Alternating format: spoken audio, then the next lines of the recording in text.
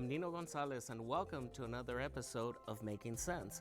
Well, in previous shows, I've talked a lot about credit reports and getting debt free and making sure that we investigate a lot of those differences and trying to live within our means. Well, now I've got an individual who his organization might be able to offer you some assistance in trying to manage the financial situations that maybe you have gotten yourself in. So I have Jose Nakid. And Jose, thank you very much for taking time to come out and doing a show about what the YWCA offers, which is Consumer Credit Counseling. And tell me a little bit about this program and what is it that you do? Well, first of all, thank you for the invitation. No problem. So the YWCA has a lot of different departments. Everyone knows about that. Our specific one is called the Economic Empowerment Division. Now, through that Economic Empowerment Division then lies my side, which is Consumer Credit Counseling Services Department. And that's where we actually help the public and the community to classes through counseling services, and also helping them through programs that exist either to get them out of debt, help them assist to maybe purchase a home, so things of that nature. Okay, and so tell me, for example, if let's say that I am in financial difficulty and I'm having problems paying my bills and I've just overextended myself, either due to usually a loss of a job. Maybe there was an illness that set me behind, but sometimes just foolish decisions we make. And so how do you assist these individuals? Well, first of all, the most important thing is recognizing that you have the problem. That is definitely the first step, because if you don't know that you have the problem, how are you actually going to find out? Right. Whenever you have those questions, whenever you're not sure what's happening and if you're doing things right, that's when I always recommend counseling, because counseling is not doing absolutely anything but just pretty much looking at what you have and putting things into perspective. And one of the things I think that holds people back is embarrassment. We're embarrassed, and that's, I think, like you mentioned, you have to come to a form of admittance, but especially like if you have a partner, you're married, and sometimes there could be some financial infidelity in the picture as well, correct? Well, there's always different type of hardships, and a lot of people don't know that you don't have to be either poor or rich or with a lot of debt or with little debt, because that's really irrelevant. It's more regarding person and to the type of people that you are and the way that you're a consumer. So what happens there is that you just really have to make sure to understand that if you have an issue with either divorce, or it could be loss of income, it could be not managing your money correctly, any situation that you can think of, some things are out of our control. And we have to understand that some things are out of our control. Divorce is a huge one, because from maybe two incomes, now there's one. Right.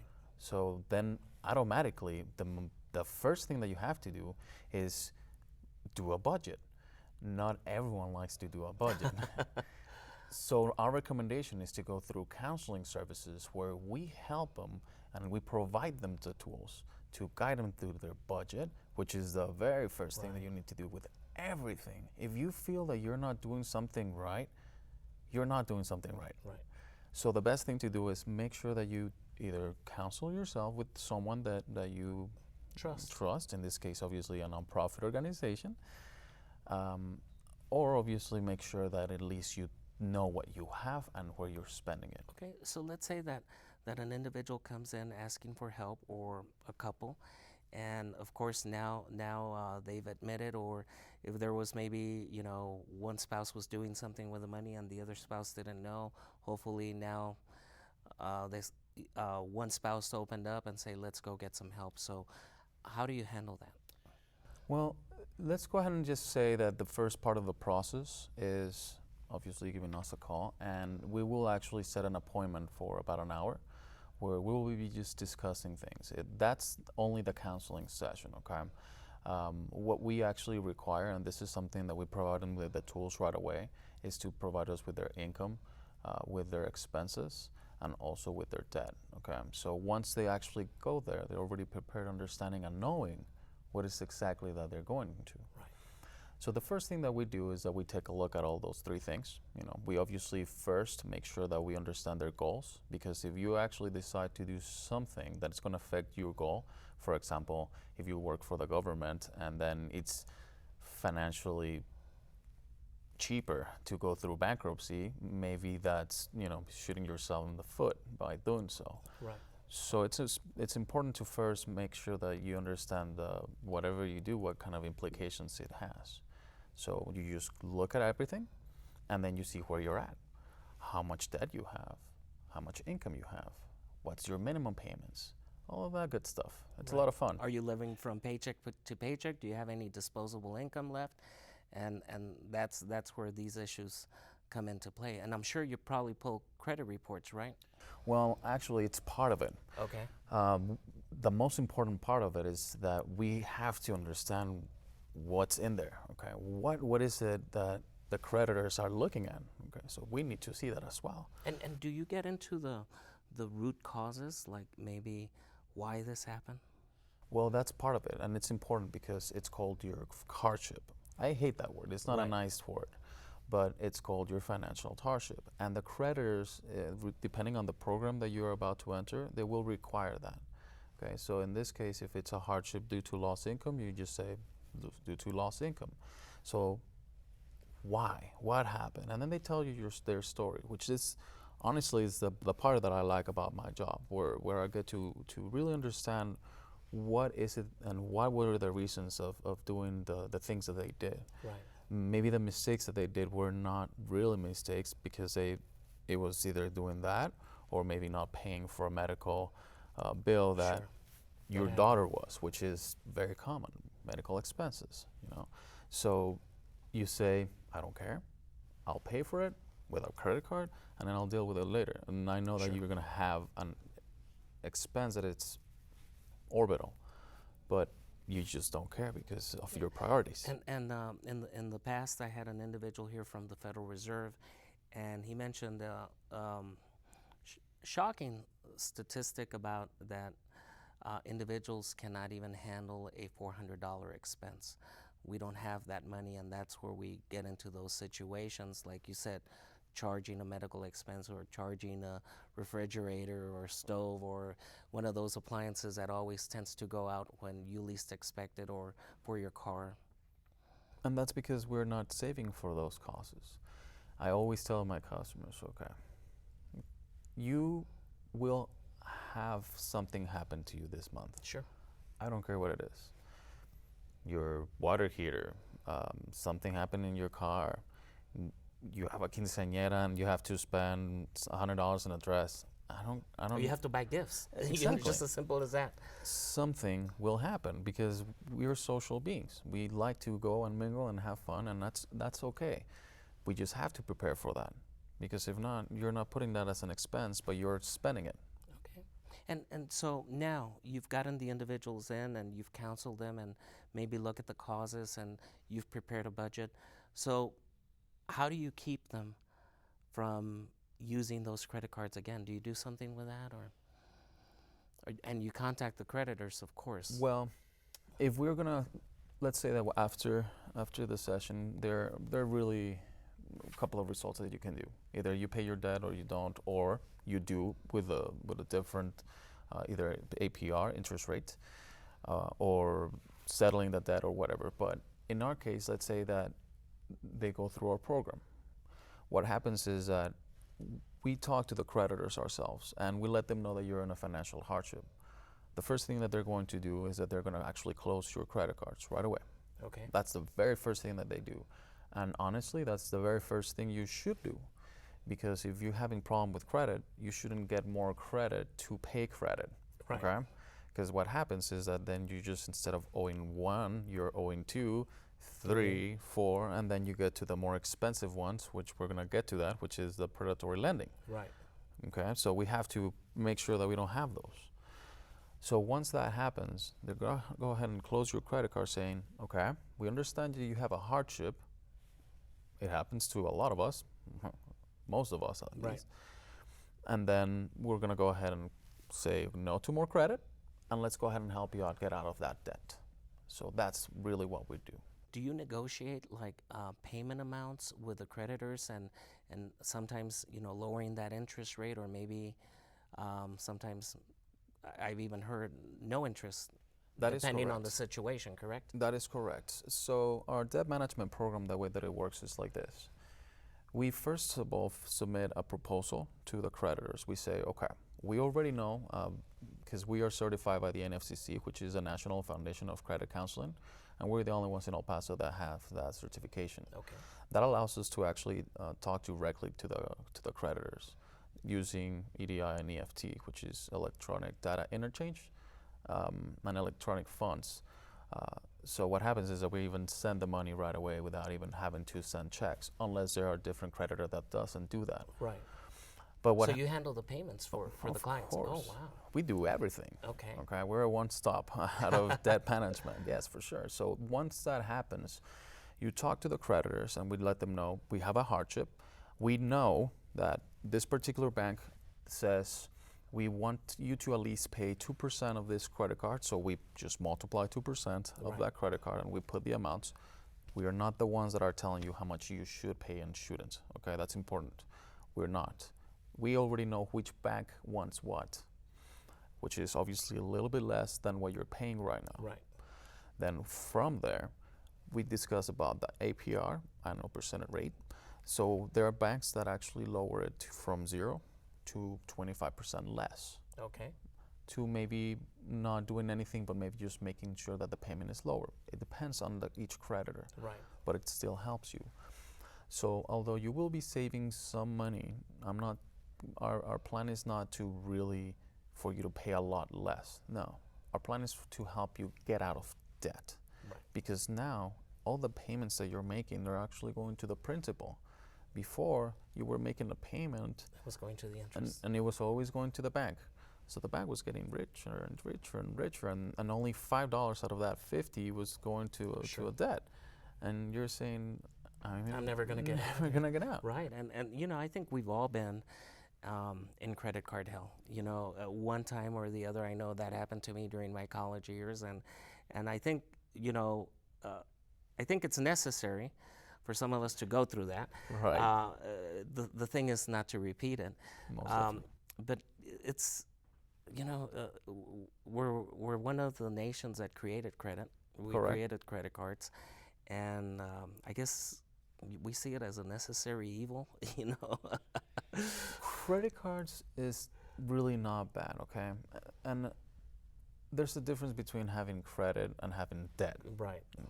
Because having credit is a good thing, but having a lot of debt's not. Right. Okay, so it's one of those things that you have to really be careful with, because everyone comes to my office thinking, I'm really worried about my credit score, and they tell me, Jose, I really want my credit score to go high, and I'm like, all right, why? So I can get more credit. Because it's the thing to do. I'm like, this is not fashion, okay? Right. Having good credit means only one thing: you're able to get more into debt. Right. That's the only thing good credit really is for. And that's interesting that you said that it's not a like a fashion statement, and that's how you see it on TV. You know, like you know, these teenagers or young adults checking their credit score on their phone, and I've got a little bit a better credit score than you do, and I can afford to buy that car. Of course. And all of this. But who's marketing that? Yes, of course. Who's marketing that? Them, the ones that are actually charging the $29.99 out of an APR of a credit card. Or they're trying to market, you know, credit cards from banks and loans from Exactly. different institutions. They're doing it for free now. You can check your credit for free. Of course you can, because now you're like, oh, You're going to get ads. it's telling me that I need another credit card for my credit score to go up. I just might do that. Right. you Well, know? we'll continue talking more, and I'd like to get more into some of the success stories that you've had going through this program and some of the other programs that the Y and this division that you have offers on the second half of Making Sense. So stay tuned.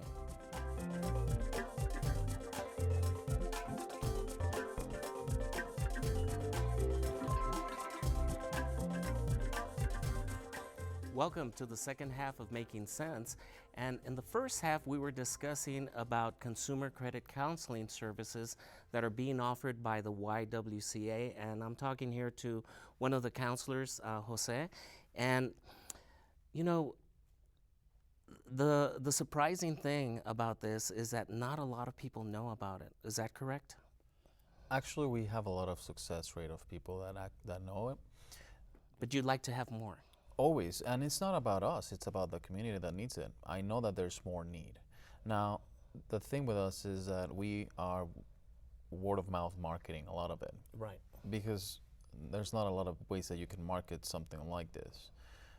Obviously, you look at other nonprofit organizations that give you a hand and you have the tools. And we were actually really known for the YWCA. And so this is a nonprofit organization. So, and you're talking about marketing, but I see these TV ads or radio ads that will help you get out of debt, and and will help you negotiate payments and all of this. Should I stay away from that? Well, it really depends. That's called debt settlement or Okay. debt relief, some other companies call it. And it's a form of bankruptcy, right? Almost Not close to it. necessarily, but this is the way that it works, and this is what people don't know about it. And it's not a bad thing. It's just that you have to be careful who you go. So make sure they're a creditor business. That is definite. So what you do is that you pretty much stop paying all of your credit cards, okay? Which is what people don't understand. You stop paying all of your credit cards, and let's say that you had that $2,000 minimum payment before. Right. You go with this company and they tell you, all right, you go ahead and open another account in a different bank than the one you owned, and then you're going to start depositing $1,000 there, which is half of what you were doing. So then that obviously affects your credit right away because you stop making credit payments to your creditors. Right. And then what happens is that they either shut down your credit or obviously all of your credit cards default, right? And then from there, what happens is that you are able to settle with the credit card company. So they through want the you other to get company. it sort of in a worse position than Sometimes you have to, though. Right. Okay. Because if you're trying to avoid bankruptcy at all costs, maybe that's the only way to go. It's important to recognize that in order for you to be able to be in certain programs, you have to be able to repay the debt. So if you can't repay the debt, you can't be in that program, Right. and sometimes you just have to just not pay it. It's obviously nothing that you want to say to anybody. So I think the worst case would be bankruptcy, and then maybe going to debt settlement. But what you're offering is even a better program because it's not going to, yes, your credit's going to be affected, but it's not as hard Of course as not. these two other programs, and you can recover from that faster. So this is what happens. I always tell my clientele customers, there's 5 ways of getting out of your debt. The first one, paying it right. Obviously, there's 20 different ways. You can either get different loans, 401k loans, whatever it is to get out of your debt, you can, paying the right amount, what you promise to the creditors, Right. okay? Then I tell them that number 2 is our debt management program. Then 3, it's debt relief. 4 is not paying them at all. And 5th is bankruptcy. I tell them we're number 2 for one reason. Although we're paying the full amount of the loan, we are not paying the full amount of the interest. So what happens is that sometimes it gets so much out of hand that they provide you with credit cards that have a Sure. really high interest rate, okay? So you need to cut that down, otherwise you're just paying someone Right. else. And if the temptation is there, you're going to use it. We're all humans, and sometimes we need that instant gratification right now instead of saving up for it, or Correct. we've got that social event that's coming up. And this is what happens. People, when they start getting into that, now they have too many credit cards and they don't know how many credit cards they're paying. Wow. they stop understanding how much is actually going to the principal. They see that they're paying more in credit and using more credit cards every day and day. So what happens is if you're in the program and you cut all of those things, you get to have one payment, because what happens is that we actually put all of your credit and we are the ones paying for your credit So you cards. split up that payment. They give you a lump sum. Okay. They give us a lump sum, and then we paid. If you have 30 credit cards, we pay all of your 30 credit cards. With that one lump sum. Because the most important part about this is that you pay every single month. Doing that, that's about 35% of your credit score if you're really interested about the scores, which is obviously payment history. Can you tell me about some of the success stories that you've had? You know, I know there's probably tons of them, but what do they come out of this? The results. Financial peace of mind. With that, they can sleep at night. With that comes, stress. Right. People don't understand how important your finances are in a family.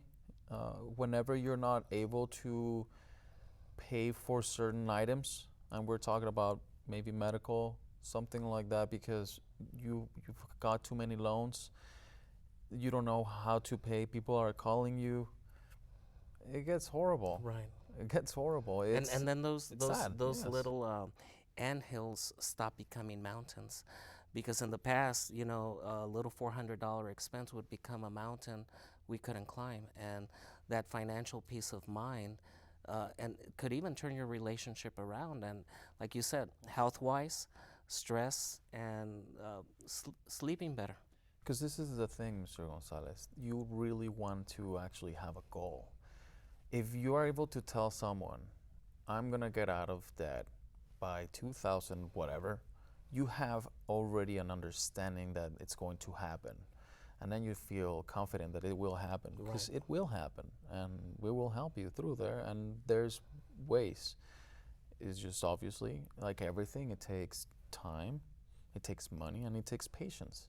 Those are three things that always takes. It's funny, we get into debt much faster than we can repay it, and that's one of the issues. Well, you can buy something right now that you cannot afford right away, and then you're in debt. And it happens a lot with cars. They tell them, you can afford a $600 payment, and they maybe can, but they don't realize that they have other expenses, and then this when they have to. And when I was in my practice, when I had my CPA practice, I would see individuals that needed this $30,000, $35,000, $40,000 car, and that was for each one of them. So we had two individuals, and maybe their car payments were $600, $700 a month for each. Mm-hmm. Plus, then they wanted a nice home, and maybe their mortgage was $2,000, $2,500 a month. And you're talking about just for home and cars, that part of your income going to that, and it's like, if you can, yes, but the thing if is you that can't live within your means.